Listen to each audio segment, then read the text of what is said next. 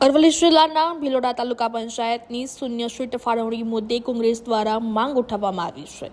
ભિલોડા તાલુકો અનુસૂચિત વિસ્તાર હેઠળ આવતો હોવાથી અહીં PESA એક્ટ 1996 લાગુ પડે છે અને તે મુજબ ચૂંટણી પ્રક્રિયા તથા સીટોની ફાળવણી કરવામાં આવે તેવી કોંગ્રેસ દ્વારા માંગ કરવામાં આવી છે।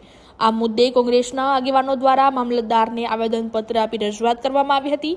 ભિલોડા તાલુકામાં અંદાજે 1.35 લાખથી વધુ વસ્તી છે, જેમાં 60% વધુ આદિવાસી વિસ્તારની વસ્તી હોવાનું કહેવાય છે। આવી સ્થિતિમાં આગામી સ્થાનિક સ્વરાજ્યની ચૂંટણીમાં સીટોની ફાળવણી PESA એક્ટ 1996 મુજબ કરવામાં આવે તેવી માંગ કોંગ્રેસે ઉઠાવી છે। સાથે જ કોંગ્રેસનો આક્ષેપ છે કે જો આદિવાસી સમાજને યોગ્ય પ્રતિનિધિત્વ ન મળે તો તેમને ભરપાઈ ન કરી શકાય તેવું રાજકીય નુકસાન સહન કરવું પડી શકે છે।